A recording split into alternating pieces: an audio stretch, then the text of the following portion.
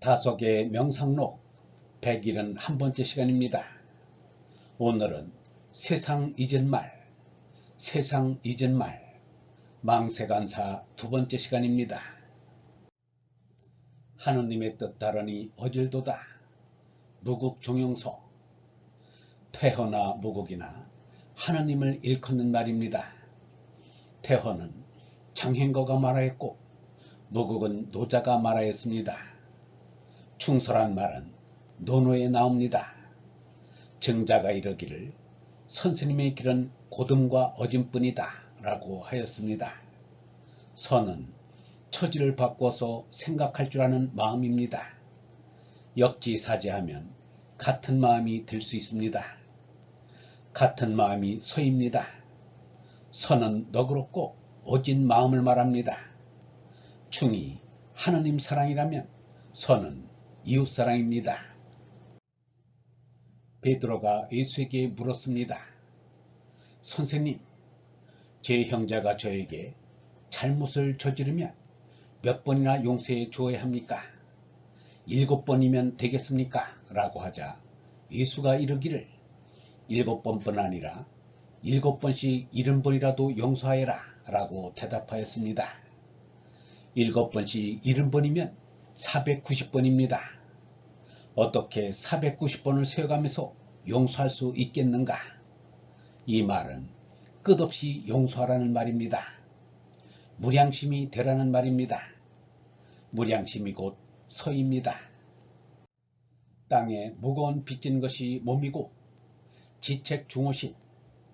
몸은 땅에 빌린 것이라 땅에 빚을 진 것입니다. 몽땅 다 빌렸으니 무거운 빚이 아닐 수 없습니다. 유영문은 이렇게 말하였습니다. 우리가 왜 죽을 것을 겁내나? 빚이 있어서다. 이 몸은 땅에 빚진 것이라 언젠가는 반드시 갚아줘야 한다. 빚진 죄인이란 말이 있다. 우리는 땅에 빚을 진 죄인이다. 이 빚을 땅에 다 갚아버리고 원대한 한 해에 참여하면 군색할 것 하나도 없다. 원대한 한 해에 합쳐야지 못 합쳐지니까 문제가 생긴다. 원대한 한 해에 합쳐지는 것이 온전하게 되는 것이다. 예수가 아버지의 온전하심과 같이 너희도 온전하라고 하였다. 땅에서 빌려온 흙인 이 몸은 참나가 아닙니다. 그런데 이 몸이 참나인 줄 알고 몸을 위해 온갖 정성을 바치는 이들이 많습니다. 제비를 뽑아도 꽝이 나오는 것을 싫어하면서 그 결과가 꽝이 되고 말 몸에 매달리는 것은 아무리 해도 어리석은 일이 아닐 수 없습니다. 유영문은 말하기를 이 몸은 가짜 생명의 탈을 쓴 것이다. 이 몸을 버리고 하느님 아버지께로 가는 것이 영원한 생명이다. 하느님 아버지께로 간다는 것은 몸으로는 죽는다는 뜻이다. 이 몸은 마침내 죽기로 결정되어진 것이다 라고 하였습니다. 하느님이 내 속에 속나를 낳았다. 천생덕어여. 천생덕어여는 공자의 말로서 논어수리편에 나옵니다. 몸은 땅에서 꾸어온 빚덩이고 마음이란 몸에서 생긴 기능입니다. 그래서 마음은 몸에 딸렸습니다. 몸이 죽으면 마음도 따라서 죽습니다. 그런데 그 마음속에 하느님께서 하느님의 생민 얼라를 낳았습니다. 공자도 자신의 몸은 아버지 숭양을과 어머니 안진제 사이에서 낳았지만 공자가 지닌 진리정신은 하느님이 낳으신 얼라에서 나온 것을 깨달았던 것입니다. 공자도 진리정신으로는 하느님 아들이라는 확신을 가지고 살았습니다. 따라서 하느님 아버지를 가장 어려워할 수밖에 없었습니다.